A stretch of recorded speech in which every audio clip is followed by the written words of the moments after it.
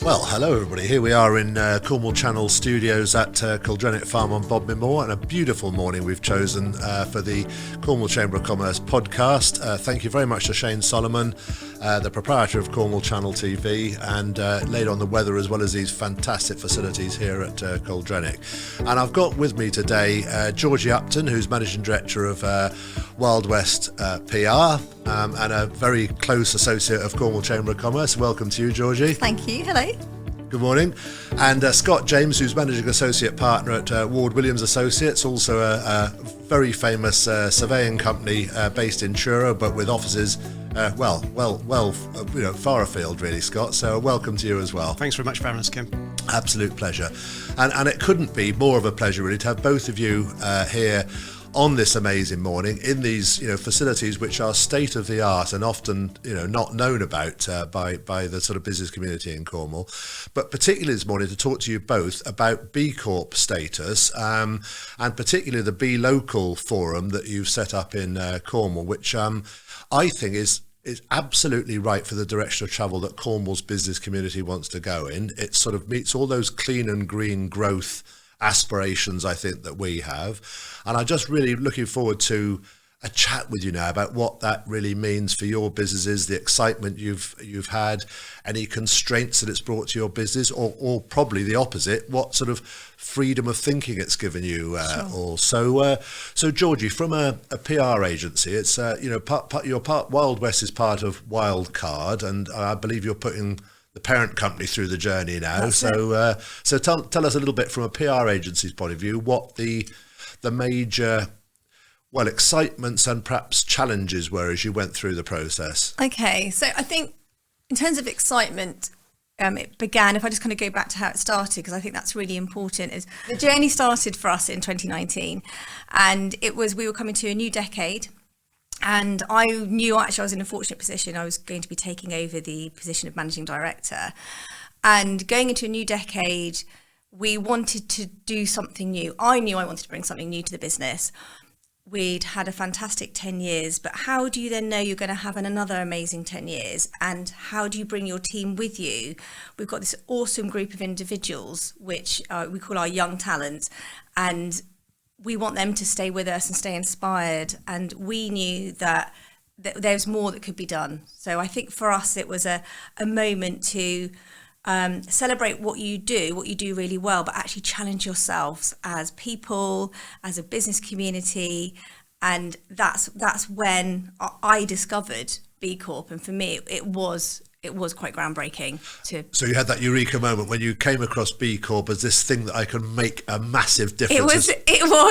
It was unbelievable, and it sounds daft, doesn't it? Because I'm actually embarrassed that I didn't know about B-Corp before then.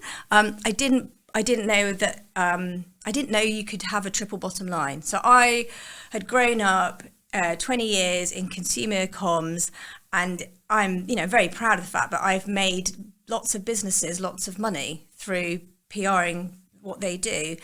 And then I think personally, becoming a managing director, I wanted to ensure that I was at the top of my game and I was bringing something new to the business.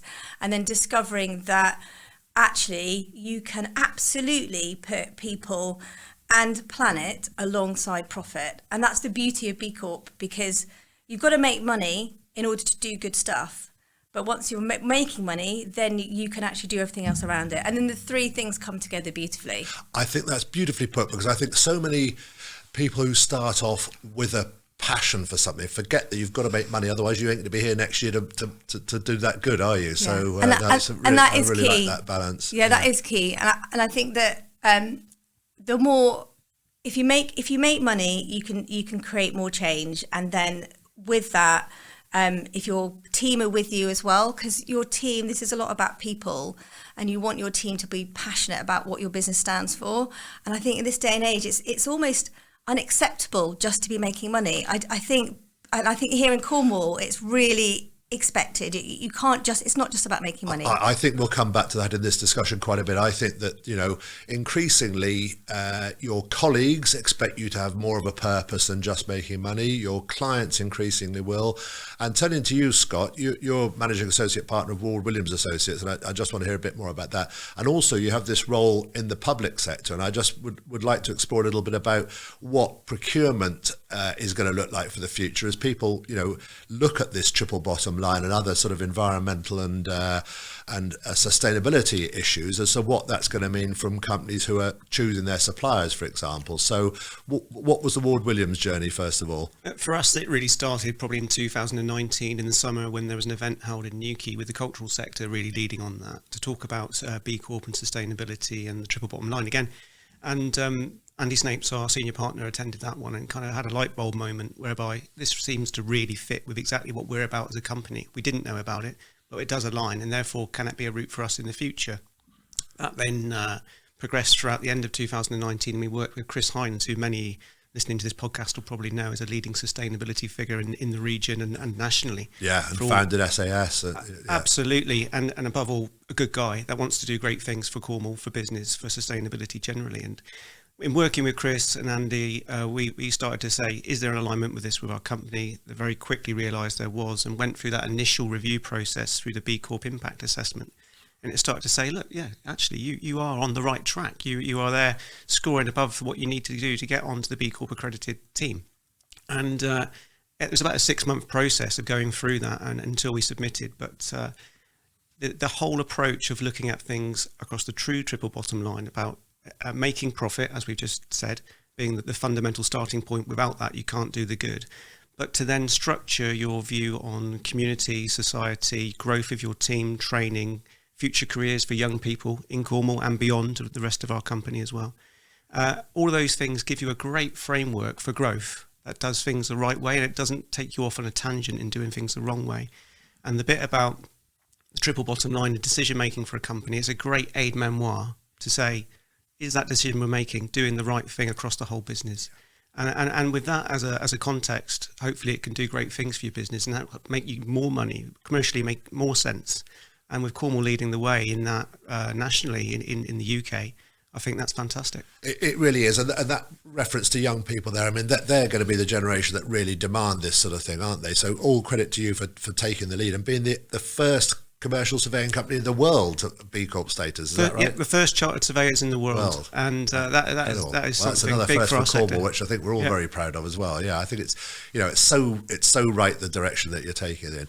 But what I thought was interesting hearing you weaving it in then to the conversation is that it's got to be, the company's got to feel that this is on strategy. You can't sort of digress over to grab something which is not centre stage. It's matter of getting those thinkings and strategies right, isn't it, really? It is. I mean, we work across a whole breadth of projects, different sectors, residential and commercial, public sector that you've mentioned in the introduction there, leisure, energy, broader areas. And it's about aligning the ethics and opportunities of those clients with what we do as a business.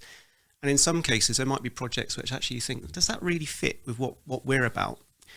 And the great thing about B-Corp is we can actually guide clients down the right path. And 9 times out of 10 or more, people want to do the right thing with their investment. With and their if they don't, I guess you part ways. Well, that can happen. And we've talked about that as a business at board level. If that decision came to that point, would we say no? Would we walk away? And since becoming a B Corp, I started to chair the National B Corp Built Environment Working Group, and we've talked about that as a sector across the UK as well. What do we do in that situation? How can we enlighten clients to do the right thing, sustainability wise? And is gaining great traction. People increasingly want to do the right thing. Great. Well, I understand that it does meet the values of Cornwall very well. That Cornwall is sort of second or third area in the whole of the UK in terms of number of B Corp companies here now. And Georgie, you were obviously inspired by a community of businesses heading that way. But were there bumps in the road as you went along? Were there moments you thought this is going to be too difficult for us to achieve, or was it a smooth path? And I want therefore a bit of advice to other businesses who we might be inspiring to take this track as to what they should look out for on the way. I think from our point of view, if I'm honest, we were probably quite lucky because we were doing a lot already. So we're a small business, 15 people at the time. And I think we were able to really align and look at what we were doing and celebrate that. And so I think part of the journey was actually quite straightforward.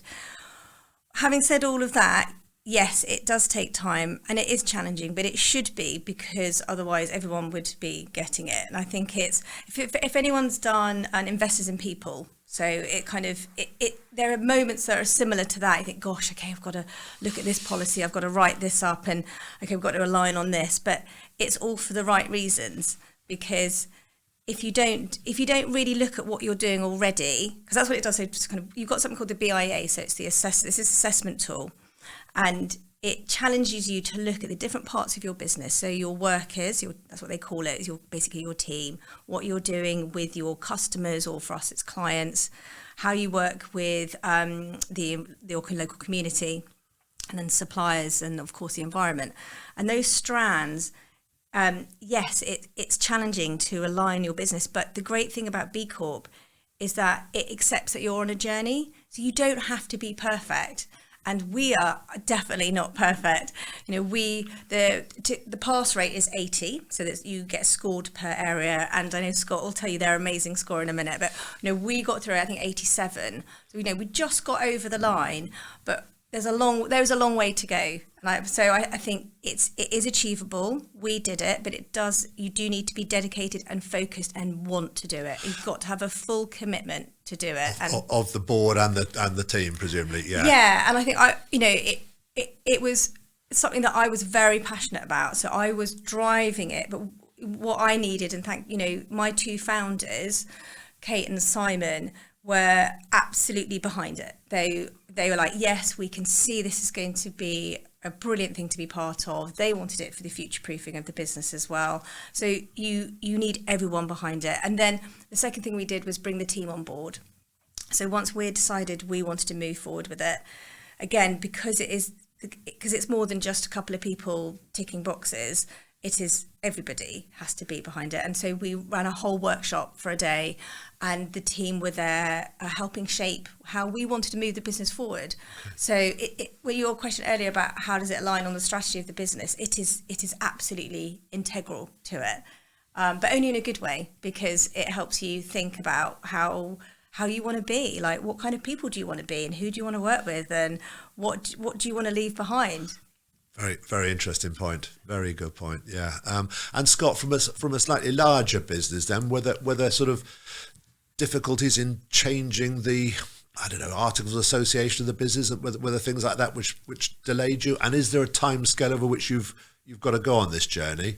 I think the timescale at the moment is probably dictated by the demand that B Corp is getting for the accreditation itself. So you're able to move at the pace that you need to move at as a business. So that can be from any scale, from a very small kind of SME in Cornwall, might be 1 or 2 man band, right through to a global multinational. And it's probably more complex for a global multinational in coordinating all of the requirements than it would be for a smaller business. I think we're quite fortunate. We're 100 strong across 7 offices, initially based in Cornwall and grown from there, if you like.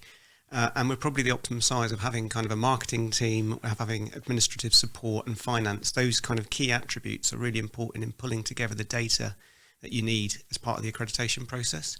I think others can probably gain support from B leaders that are out there and available. So B Corp has something called B leaders, whereby they can come and help businesses go through that process. And I mentioned Chris Hines was somebody that's helped us quite considerably, but there's a number in Cornwall that can help do that.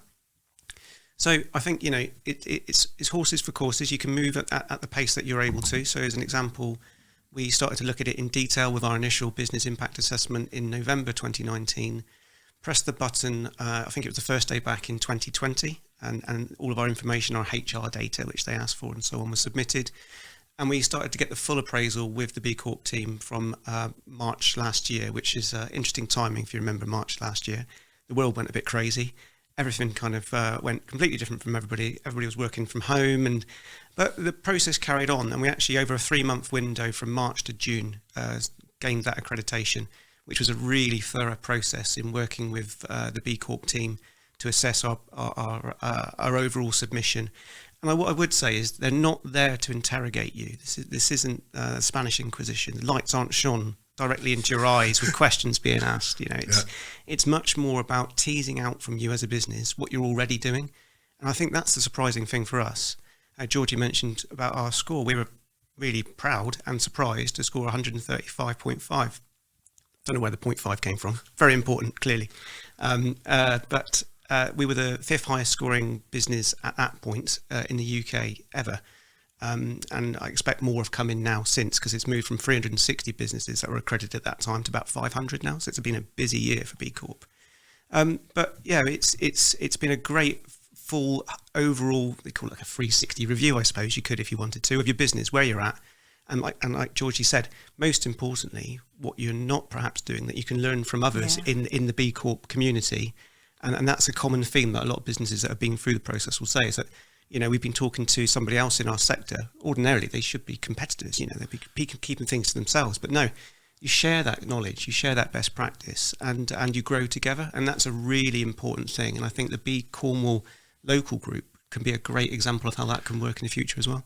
And as you know, I'm a huge fan of collaboration where possible. I understand that competition is the lifeblood of business, and of course we've got to keep our business at the forefront. But in a world of SMEs like we have in Cornwall, it's very important that knowledge and best practice is shared wherever possible, and that sort of thing. And this Be Local group, then, with Cornwall being at the forefront of the international B Corp movement, that sounds like a really exciting body then, Georgie, to sort of share knowledge with and inspiration from and so on. Yeah, and I was just going to mention that there's two co-chairs. So it's Russell Cosway, who's from Guideline, and Matt Hocking from Leap. So it's just worth mentioning that, so people will know if you want to kind of reach out to them. You'll find them on LinkedIn. We've also got a Be Local LinkedIn group as well. And it's early days. I mean, there's 14 of us businesses down here in Cornwall. And we've really just kind of got going, but we are hoping to hold an event kind of early summer, so we'll be bringing more businesses on board to hear about it. But yeah, absolutely, I think Be Local Cornwall, Be Local as an initiative is encouraged by the B Corp, kind of the wider body. But down here, there's only a couple of them actually already happening in the UK, so we are again at the forefront in Cornwall driving it forward, because we do believe that Cornwall is perfectly placed for B Corps, because sense of place is really central to being a B Corp, and that's because it's about this kind of the sense that you care about where you live, and you care about the people you work with, and you care about your community, and that it feels very strong down here in Cornwall. So combining that with passion for kind of entrepreneurial businesses, and when that all comes together, it does feel that B Corp is absolutely ripe. It does, doesn't it? And I wonder what you said, Scott, about you embarking on this journey just as the pandemic hit, and what you've referred to there, Georgia, this huge innovative and entrepreneurial spirit we have in Cornwall, and the resilience, I think, which the whole of the business community has demonstrated over the last difficult 12 months. Do you think this change in business behaviour that's been occasioned by the pandemic is going to speed up people's acceptance of B Corp status? Do you think that's been a sort of long term? I mean, I know we've got lots of sort of short term issues still to sort through, but long term it might be a benefit, Scott? I think without doubt. I think over the last 12 months, most people as individuals and businesses as a whole have a great time for reflection on where they're at as a business, what they need to do to keep the doors open, to keep things going, but most importantly in the future as a springboard, what can we do differently to make things better for our community, for our customers, for our growth? Why are we doing what we're doing? People are doing a lot of that soul searching, really. And for us, it's been a time like that as well. We've managed to grow in the period of the pandemic, which is quite strange. We've opened up a new Manchester office, for instance, so a leap up into the northwest, and looking to grow that again in the future. So I don't know whether it's the B Corp itself, but it's probably much more about our inherent kind of values and the way that we do things, and the rolling up our sleeves and getting on with it, and supporting our communities in that time as well. And one of the things that B Corp's allowed us to do is actually to start promoting that opportunity of working more closely with our communities. So over the last 12 months, we've clearly not needed our pool cars. We moved to electric vehicles as pool cars. There's about 8 of them across the whole business. which clearly weren't being needed for site visits or for meetings with clients. So they were in Cornwall. They were loaned free of charge to the local pubs, whose doors were swiftly shut in April, much to people's kind of annoyance and frustration, clearly. But they were used as a loan for Meals on Wheels, effectively, for the pub to get their meals out to their loyal clients who needed that, not just for the pub visit, but more for the social contact. So it's about aligning business values and opportunities with the demands and opportunities in your community. Well, that's a great story to hear a Cornish business opening during those difficult months an office in Manchester.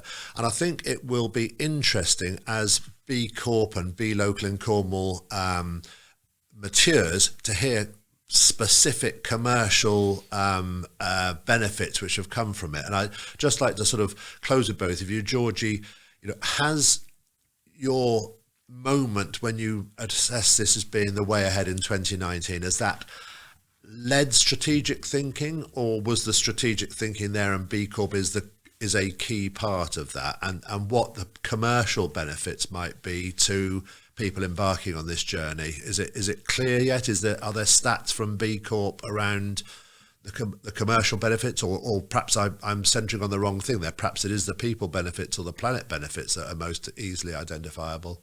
I think so. If in terms of go back to the kind of the strategy and aligning your business going forward, I think we see benefits from it. Of course, there has to be, I'm not going to lie, there has to be a kind of a commercial gain as well as the wider piece. And commercially, yes, it allows us confidently to have conversations with businesses that we would love to work with.